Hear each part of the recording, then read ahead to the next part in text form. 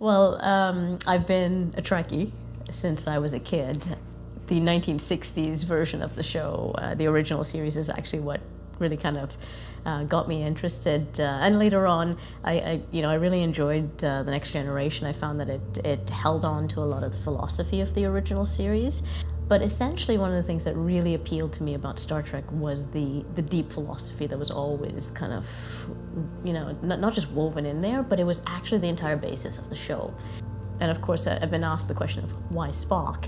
And for me, it's not just why Spock, but especially since Star Trek has kind of been brought back in terms of the movies that have recently come out in the last few years. The Spock character has definitely changed according to the new director's vision. So it's not just why Spock, but why Leonard Nimoy's Spock for me. His character, Leonard Nimoy's Spock, is a very stoic character. And for me, that character reflects what I see as the most noble parts of myself. I remember reading the book a few years ago, I Am Spock, by Leonard Nimoy. And he was actually talking about the fact that, there's been this kind of push and pull with him in terms of, well, he isn't Spock, but he is Spock. And he said, if he could be anybody in the world, he would be Spock. And I think that's right there, is that Spock, to me, in a lot of ways, is this ideal. And it's not that he's not fallible in any way, shape, or form. That's not the case. In fact, his fallibility or his reaching is part of what makes him such an interesting character. But he reaches for this ideal where we reason in the face of our emotions. And that really speaks to me as a person as to who I am in this world. So he's the ideal of who I am and who I strive to be, even though I miss the mark sometimes and not infrequently. So, as a result, this series of paintings, when I'm exploring the character of Spock, I'm actually exploring myself. So that's what this is about. It's a self-exploration and exploration of stoicism and what it is to be a noble human being in the world. Because that's what I see this ideal as, is actually nobility.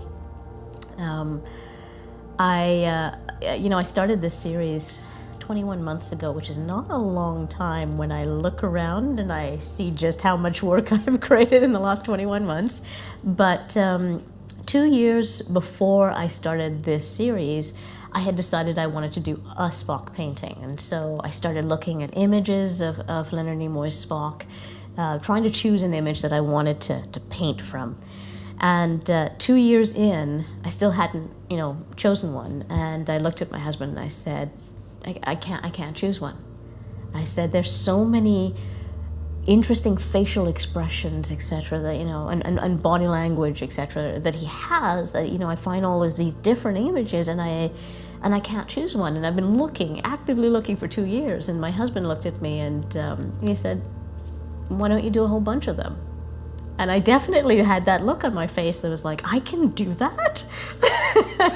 So, hence the Spock series began. So instead of now going into it with the idea that this painting, the one that I was doing, had to be it, that somehow encapsulated this entire character and my entire feelings about stoicism and nobility and what have you, it became definitely kind of a search for this idea, for this concept, and how it played out in different ways. And for me, actually, that seems more truthful and more to the point of it, right? But for the most part, every single painting that I do, even though it is about Spock and it's about the, this idea, and it kind of centers around an image of him, each one of them is a different exploration for me in and of itself. That's why part of why this series keeps going. For me, the subject matter may appear to be the same, but every painting is its own exploration. Just like every movie, they're all movies, right? You can even pick a genre and say they're all, horror movies or they're all action movies, but every one of them is different. And the way you choose to tell the story in them changes, right? And personalities come out in it. So I think as well, each of the paintings allow me to explore my own personality, but in a different way, kind of look at myself differently, incrementally or sometimes big turns. And this definitely kind of harkens into a time and a place and a space in my own mind, not just the time, because it exists now for me, but where I could explore possibilities of how I could be, possibilities of meaning, possibilities of, as I said, nobility, encouraging us to reach for something that is beyond our moment, but reach for something that is, as again, I come back to that word, more noble, that nostalgia.